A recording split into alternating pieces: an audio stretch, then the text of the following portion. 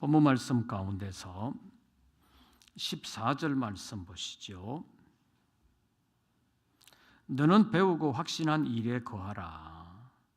너는 네가 누구에게서 배운 것을 알며.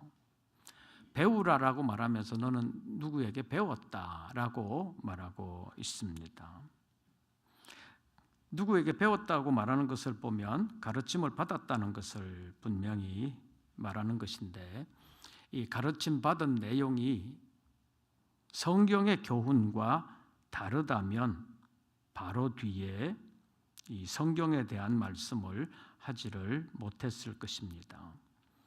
예를 들어서 바울이 디모데를 가르친 것이 일반적인 성경의 교훈과 다르다고 했다면 성경은 능히 너로 하여금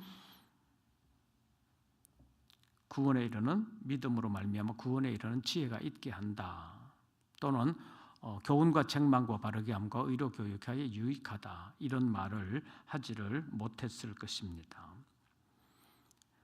그러나 바울에게서 배운 그것이나 성경이 가르치고 있는 것이나 크게 다름이 없기 때문에 너는 누구에게 배운 것을 알며, 그러니까 배운 대로 잘 행해라. 성경이 이렇게 말씀하고 있지 않냐라고 말하는 것입니다.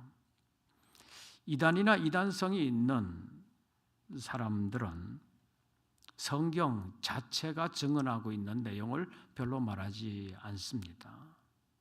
자기가 특별하게 받은 계시라든지 아니면 자기 교주가 말하는 것을 얘기하면서 성경도 이런 말을 하고 있지 않냐, 그러면서 어쩌면 자기 이단의 교리를 성경을 이용해서 홍보하려고 하는 그런 주장들을 많이 하는 것을 볼 수 있습니다. 그래서 자기 주장을 먼저 말하면서 계시받은 거다, 아니면 성경도 이런 식으로 말하고 있지 않냐, 그러면서 자기 주장을 합리화하는데 성경을 이용하는 경우가 종종 있습니다. 그런데 사실 여러분은 잘 모를 수도 있지만 그들이 성경을 이용하는 그 내용이 본래는 그런 데 쓰일 성경이 아닌데도 엉뚱하게도 자기 교주나 자기 이단의 그 교리를 합리화시키는데 이용하는 경우가 상당히 많은 것을 볼 수 있습니다. 그런데 오늘 본문에서 바울은 내가 누구에게서 배운 것을 알며 이렇게 말하고 있습니다. 누구에게 배운 것을 알며, 그럼 누구에게 배웠다는 것입니까? 디모데로 본다면 외조모 로이스와 어머니 유니게에서 믿음을 물려받았다고 1장에서 말하고 있습니다. 그래서 외조모와 어머니에게 성경 교육을 하나도 안 받았다고 말할 수는 없지만 상당 부분 바울에게서 디모데는 성경을 배웠을 것입니다. 그러고 나서 바로 성경은 구원에 이르는 지혜가 있게 하는 책이다, 이렇게 말하고 있습니다. 바울의 가르침이 이 성경의 가르침과 달랐다면 내 말을 들어야 구원 얻는다, 그렇게 말을 쓸 텐데 바울은 네가 누구에게서 배운 것을 알아라. 동시에 성경이 어릴 때부터 성경을 알지 않았냐. 성경은 그리스도 예수 안에 있는 믿음으로 말미암아 구원에 이르는 지혜가 있게 하는 책이다 라고 말하고 있는 것은 바울의 가르침이나 성경의 가르침이 서로 다르지 않다는 것을 전제로 말하는 것입니다. 그런데 전에도 말씀드린 것처럼 여기 15절에서 또 어려서부터 성경을 알았나니 성경은 능히 너로 하여금 그리스도 예수 안에 있는 믿음으로 말미암아 구원에 이르는 지혜가 있게 하느니라. 16절에서 모든 성경은, 이렇게 말하는 이 성경이라는 것이 신약 성경이 포함된 것은 아니라는 것을 전에도 말씀드린 바 있습니다. 왜냐하면 바울이 디모데에게 편지를 쓸 때는 신약 성경은 없었기 때문입니다. 그래서 구약 성경도 그리스도 예수 안에 있는 믿음으로 말미암아 구원에 이르는 지혜가 있게 하는 것이다. 어떤 사람들은 지금에 와서, 지금은 신약 시대이기 때문에 구약은 별로 필요 없다. 구약은 이스라엘 백성들, 유대인에게 준 책이지 오늘 우리에게 준 책은 아니다. 그렇게 생각하는 사람들이 많이 있습니다. 구약의 여러 제도는 유대인들에게 준 것이기 때문에 우리는 지키지 않아도 된다. 그렇게 생각하는 사람들도 있습니다. 그런데 구약에서 이스라엘 백성들에게 주신 절기라든지 또 여러 가지 계명들을 하나님이 왜 주셨는지, 문자적으로 그대로 지키라는 것이 아니라 그 의미가 무엇인지, 그 절기나 때 속에 또 계명 속에 들어있는 하나님의 뜻이 무엇인지를 알아서 오늘날 우리 시대에는 어떻게 하나님의 뜻을 이루어 가야 하느냐를 발견해야 된다고 말할 수 있습니다. 그래서 구약 성경도 내버려야 될 책이 아니라 그리스도 예수 안에 있는 믿음으로 말미암아 구원에 이르는 지혜가 구약 성경에도 있다는 것을 오늘 본문에서 분명하게 말하고 있습니다. 15절 말씀 다시 보시지요. 이 성경이 구약 성경을 의미한다고 보고 15절에 있는 성경을 이제 그냥 성경이라고 말고 구약 성경이라는 말로 바꾸어서 15절을 다시 한 번 더 읽어보겠습니다. 또 어려서부터 구약 성경을 알았나니 구약 성경은 능히 너로 하여금 그리스도 예수 안에 있는 믿음으로 말미암아 구원에 이르는 지혜가 있게 하느니라. 그러니까 구약 성경도 그리스도 예수 안에 있는 믿음으로 말미암아 구원에 이르는 지혜가 있게 하는 책이다라는 사실을 알라는 것입니다. 지난 시간에 살펴본 것처럼 예수님 스스로가 부활하신 후에 제자들에게 나타나셔서 예수님이 왜 십자가에서 돌아가셔야 했는지를 모세의 율법과 선지자의 글과 시편에 나를 가리켜 기록된 것이 이렇게 이루어져야 되지 않냐, 그렇게 말씀하시면서 내가 십자가 진 것은 구약 성경에 예언된 말씀을 이룬 것이다 라고 누가복음 25장에서 말씀하셨습니다. 그것은 구약 성경도 예수 그리스도의 관점에서 봐야 된다는 것입니다. 그러니까 구약 성경이라고 해서 다 버려야 되는 책이 아니라 구약 성경도 예수 그리스도의 관점에서 보면 예수 그리스도를 증언하고 있을 뿐만 아니라 그리스도 예수 안에서 우리로 하여금 믿음으로 말미암아 구원에 이르는 지혜가 있게 하는 책이 구약 성경이라는 것을 말씀하고 있습니다. 그래서 간혹 믿음이 있다고 하는 사람들 가운데 또 상당히 현대적이라고 말하는 사람들 가운데서 구약은 이제는 소용없는 책이다, 구약은 무용하다, 그렇게 말하는 사람들이 종종 있습니다. 그래서 성경을 제대로 이해하지 못하는 경우가 많이 있습니다. 신약은 구약을 배경으로 기록된 책이기 때문에 구약을 알지 못하면 신약을 제대로 알지 못합니다. 뿐만 아니라 구약은 구약으로 끝나는 것이 아니라 신약의 전제가 되는 말씀이기 때문에 구약을 알지 못하면 신약을 알지 못하고 또 신약을 알지 못하면 구약에 들어있는 하나님의 깊은 뜻을 제대로 알지 못한다고 말할 수 있습니다. 그래서 구약 성경도 그리스도 예수 안에 있는 믿음을 우리에게 증언하고 있다. 그래서 그 믿음으로 말미암아 구원에 이르는 지혜가 있게 하는 책이다라는 것을 오늘 본문 15절이 말씀하고 있습니다. 또 16절에서는 모든 성경은 하나님의 감동으로 된 것으로 교훈과 책망과 바르게 함과 의로 교육하기에 유익하다 이렇게 말씀하고 있습니다. 이 말은 성경으로 교훈하고 성경으로 책망하고 성경으로 바르게 하고 성경으로 의로 교육하는 것이 유익하다 그런 말입니다. 뒤집어서 말하면 바르게 살려면 성경을 알아야 된다.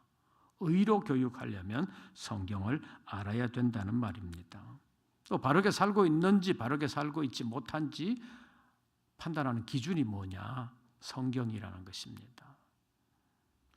의에 기초하고 있는지 아닌지를 알 수 있는 기준도 성경이라는 것입니다. 그래서 의를 성경을 통해서 제대로 알아야 되는데 바리새인의 의는 참된 의가 아니라는 것을 예수님께서 여러 곳에서 말씀하셨습니다. 바리새인들은 성경 구절은 어느 누구보다도 많이 알고 있었지만 요즘식으로 말한다면 성경 구절을 달달 외우는 사람이지만 그는 하나님의 사람은 아니었다는 것입니다. 왜냐하면 성경을 문자적으로는 너무 잘 알고 있었지만 그 안에 담고 있는 하나님의 뜻을 제대로 분별하지는 못했다는 것입니다. 그래서 바리새인들은 문자에 갇혀가지고 하나님의 뜻을 제대로 알지도 못했기 때문에 행하지도 못하고, 그래서 하나님의 말씀과는 상관이 없는 삶을 살고 있음에도 불구하고 자기들이 성경을 가장 잘하는 사람인 것처럼 착각하면서 살았던 사람들이 바리새인들이라고 말할 수 있습니다. 그래서 하나님의 뜻을 제대로 몰랐기 때문에 하나님의 뜻을 지키지 아니할 뿐만 아니라 지키려고 하는 사람들까지 하나님의 뜻을 지키지 못하도록 만드는 사람들이 바리새인들이었다는 것을 말씀하고 있습니다. 그래서 마태복음 23장 13절 말씀을 보면 화 있을진저 외식하는 서기관들과 바리새인들이여 너희는 천국 문을 닫고 너희도 들어가지 아니하고 들어가려고 하는 자도 들어가지 못하도록 막는 자라고 예수님께서 말씀하셨습니다. 그러니까 바리새인들 자기 스스로는 성경을 가장 잘 알고 있다고 자부하고 있었지만 주님께서 보실 때는 성경도 제대로 알지 못할 뿐만 아니라 천국에도 들어가지 못하는 사람이라는 것을 예수님께서 말씀하셨습니다. 또 자기만 못 들어가는 것이 아니라 들어가려고 하는 사람들까지 막는 사람들이 바리새인이라는 것을 말씀했습니다. 왜 그랬느냐? 마태복음 23장 23절 말씀을 보면 화 있을진저 외식하는 서기관들과 바리새인들이여 그렇게 말씀하면서 너희가 박하와 회향과 근처의 11조는 드리지만 그러나 율법에 더 중한 바, 더 중요한 정의와 긍휼과 믿음은 버렸다. 11조의 제도를 왜 정하셨는지 그 하나님의 뜻을 잊어버렸다는 것입니다. 그러니까 외형적으로 보면 철저한 11조 생활을 하는 것 같은데 그것이 정말 하나님을 기쁘시게 하는 11조 생활이 아니었다는 것입니다. 11조를 왜 하게 하는지 그걸 잘 몰랐다는 것입니다.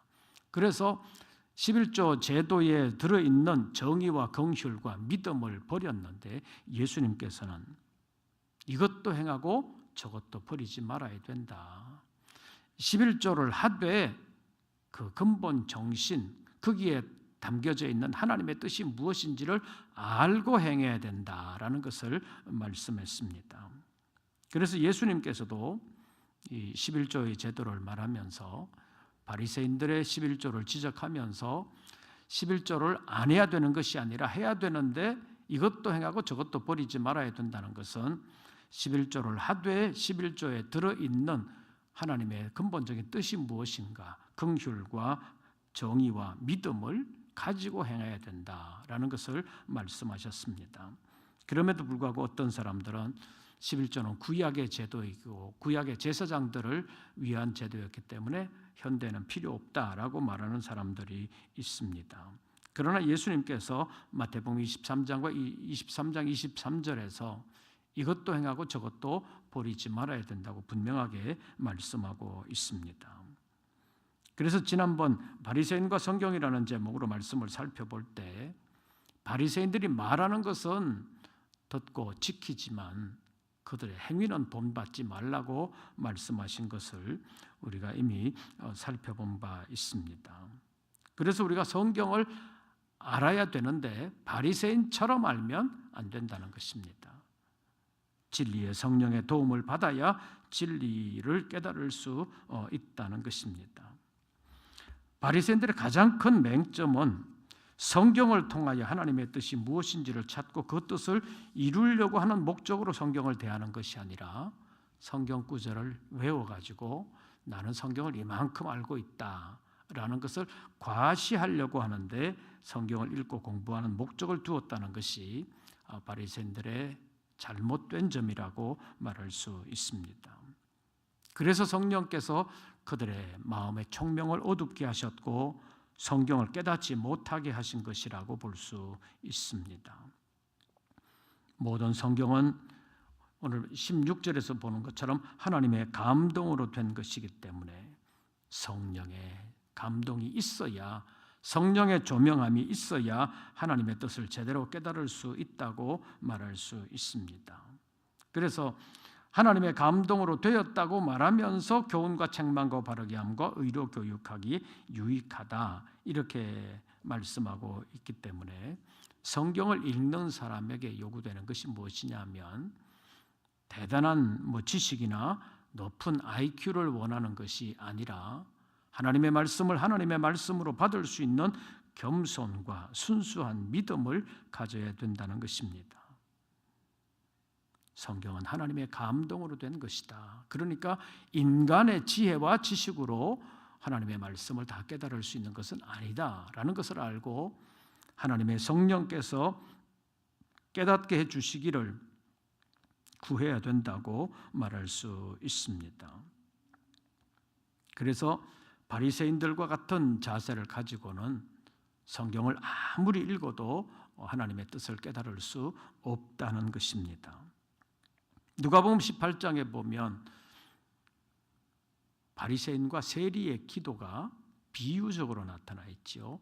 실제적으로 그랬다는 것이 아니라 비유적으로 바리새인의 기도와 세리의 기도를 보여줍니다.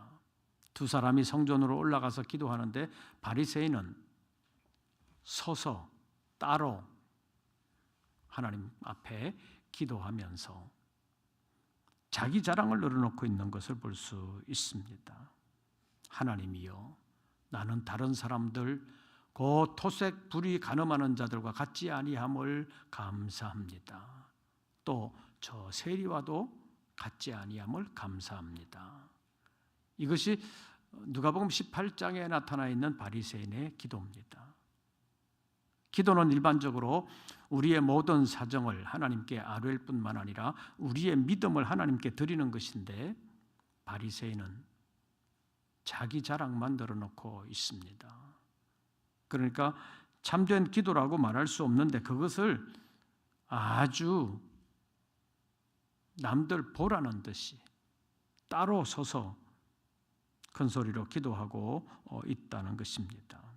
그러면서 나는 저 사람들하고 다르다. 저 사람들보다 훨씬 깨끗한 사람이다. 저 사람보다는 훨씬 나은 사람이다. 이것을 말하는 것이 바리새인의 기도라고 말할 수 있는데 그는 일회에 2번씩 금식합니다. 모든 소득의 11조를 드립니다. 라고 말하고 있습니다. 나는 잘 살고 있습니다. 말씀대로 잘 살고 있습니다. 그것이 바리새인의 자기 자랑이라는 것입니다. 그런데 세리는 바리새인과 달리 멀리 서서 가까이 가지도 못하고 고개를 들지도 못하고 감히 눈을 들어 하늘을 쳐다보지도 못하고 엎드려서 하나님 불쌍히 여겨주십시오. 나는 죄인이로소이다.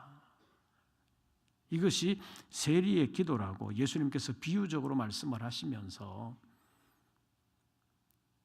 자기 자랑하는 자기 의를 내세우는 그 바리새인보다는 이 세리가 더 의롭다고 인정을 받고 돌아갔다. 예수님께서 이렇게 말씀하고 있습니다. 바리새인의 입장에서 보면 나는 저 세리와도 다른 걸 감사합니다. 이렇게 말하는 것을 보면 저 세리와 같으면 안 된다라고 생각하고 있는 거잖아요. 그런데 예수님께서는 저 세리가 더 바리새인보다 의롭다고 인정을 받고 돌아갔다. 왜냐? 외형적인 생활로만 보면 바리새인이 훨씬 더 신앙적으로 더 잘 사는 것 같은데 너무너무 자기 의에 사로잡혀서 자기는 죄가 하나도 없는 것처럼 예수 그리스도의 십자가가 필요 없는 사람처럼 말하고 살아갔던 것이 바리새인들이기 때문에 바리새인들은 하나님 앞에서 의롭다고 인정을 받지를 못했다는 것입니다.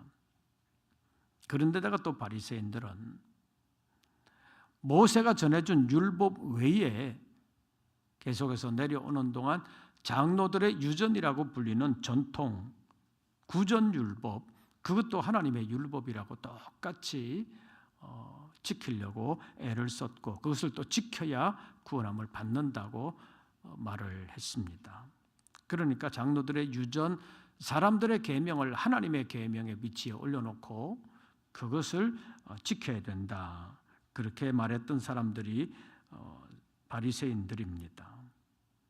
그래서 예수님께서 그 바리새인들보다는 세리가 더 의롭다고 인정을 받고 돌아갔다라고 말씀하고 있습니다. 네, 기도하는 자세뿐만 아니라 성경을 대하는 자세도 마찬가지라는 것입니다. 본문 16절 말씀 다시 보시지요. 모든 성경은 어떻게 된 것으로? 하나님의 감동으로 된 것으로 교훈과 책망과 바르게 함과 의로 교육하기에 유익하다. 이 말씀이 말씀대로 되려면 성경으로 교훈을 받아야 합니다. 왜냐하면 성경은 교훈을 하기에 유익한 책이기 때문입니다. 그런데 교훈을 받을 마음 자세가 안 돼 있으면 성경을 아무리 읽어도 그 성경으로부터 교훈을 받지 못한다고 볼 수 있습니다. 성경을 통해서 교훈을 받으려고 하는 마음이 없으면 성경의 모든 내용은 그냥 인쇄된 글자에 불과합니다. 성경이 사람을 바르게 하는데도 유익하게 되려면 성경을 대하는 사람, 성경을 읽는 사람이 자신을 성경을 통해서 바르게 하려고 하는 마음을 가져야 되는데 바리새인처럼 나는 잘못한 게 없다. 나는 하나님의 말씀에서 조금도 벗어난 게 없다. 이렇게 생각하면 자신을 바르게 세우려고 하는 마음이 아예 없는 거잖아요. 그러면 성경이 바르게 하는데 유익하다고 말할 수는 없는 것입니다. 그래서 성경 앞에 겸손히 무릎 꿇고 성경이 말씀하시기를 기다리고 성경이 말씀하시면 순종하겠다고 하는 자세를 가져야 교훈과 책망과 바르게 함과 의로 교육하기에 유익한 그 성경 말씀이 본인에게 유익하게 된다는 것입니다. 마가복음 제6장에 있는 말씀을 보면 예수님께서 고향으로 돌아가 안식일에 회당으로 가셨습니다. 하나님의 말씀 전했습니다. 천국 복음을 전했습니다. 듣는 사람들이 다 놀라서 야, 이 사람 어떻게 지혜롭게 이렇게 잘 전하냐? 그 많은 권능들을 어떻게 행하냐? 그런데 그 다음에 이 사람은 마리아의 아들 목수가 아니냐? 야고보를 비롯한 요셉, 유다, 시몬 이 사람들이 다 그의 형제가 아니냐? 그의 누이들도 우리와 함께 여기 있는 사람들이 아니냐? 그러면서 예수를 배척했다고 기록하고 있습니다. 예수님의 말씀에 권능이 없는 것이 아니라 예수님의 말씀에 지혜와 권능이 있지만 받아들이려고 하는 마음의 준비가 전혀 안 돼 있었다는 것입니다. 그래서 예수님께서 권능을 행하실 수가 없어서 소수의 병자에게만 안수하여 고치시고 다른 데로 가시게 됐다고 말씀하고 있습니다. 그러면서 성경이 그들의 믿음 없음, 그들이 믿지 아니하는 그들을 이상히 여겼다고 기록하고 있습니다. 믿음으로 받아들이지 아니하니까 예수님의 권능도 체험할 수가 없었다는 것입니다. 사람들이 예수를 그리스도요 살아계신 하나님의 아들로 받아들인 것이 아니라 마리아의 아들 목수로만 받아들이니까 그의 지혜의 말씀, 권능의 역사를 받아들이지 못했다는 것입니다. 성경을 대하는 태도도 마찬가지입니다. 하나님의 사람들은 성경을 살아계신 하나님의 말씀으로 받아야 합니다. 단순한 교훈의 책으로만 본다거나 종교적인 교훈의 책으로만 봐서는 안 된다는 것입니다. 성경을 하나님의 말씀으로 받고 그 말씀을 통해서 나를 철저하게 다시 새롭게 하려는 마음가짐이 있어야 된다고 말할 수 있습니다. 성경 한 곳 찾아보고 기도하겠습니다. 베드로전서 제1장입니다.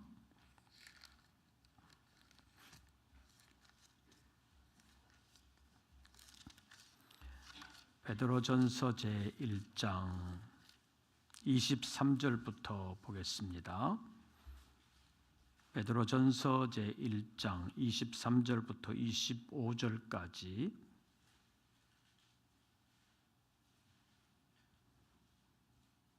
베드로전서 제1장 23절부터 25절까지 23절 제가 먼저 읽습니다. 너희가 거듭난 것은 썩어질 씨로 된 것이 아니요 썩지 아니할 씨로 된 것이니 살아있고 항상 있는 하나님의 말씀으로 되었느니라.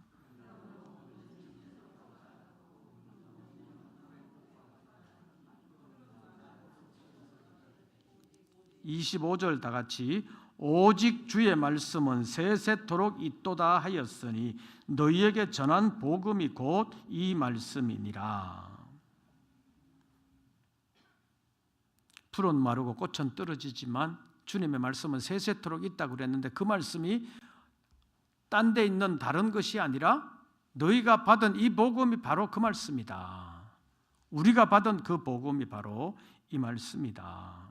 그러니까 이 말씀은 썩어질 씨가 아니요 썩지 아니할 씨일 뿐만 아니라 살아있고 항상 있는 하나님의 말씀, 생명력이 있는 말씀이다라는 것을 우리에게 보여주고 있습니다. 그래서 하나님의 말씀을 생명의 말씀으로 받기만 하면 그 생명의 말씀이 우리 가운데서 역사할 수 있지만 그 말씀을 그렇게 받아들이지 아니하면 그냥 인쇄된 글자에 불과한 것입니다.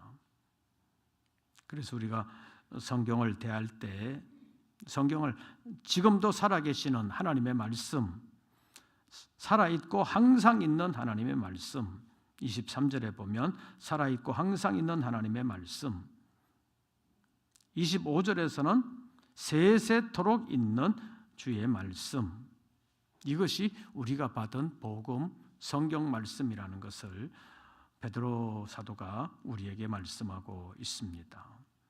그래서 하나님의 사람들은 하나님의 말씀을 받을 때 늘 하나님의 말씀으로 받아야 된다는 것입니다. 그냥 어떤 책의 교훈이다가 아니라 살아계시는 하나님이 지금도 말씀하시는 살아있는 말씀이다.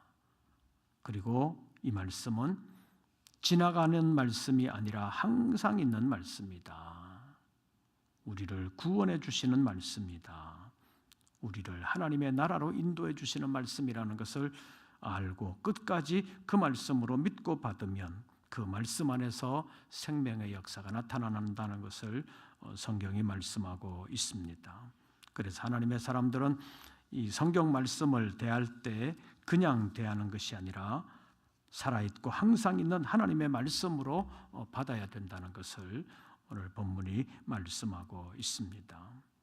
그래서 이 시대 가운데서 우리가 말씀을 통해서 늘 하나님의 생명을 힘입고 하나님의 지혜와 능력을 힘입으면서 아름답게 승리할 수 있도록 늘 말씀과 가까이 하면서 하나님의 사람으로 아름답게 준비되는 우리 모든 권속들 되시기를 주의 이름으로 축원합니다.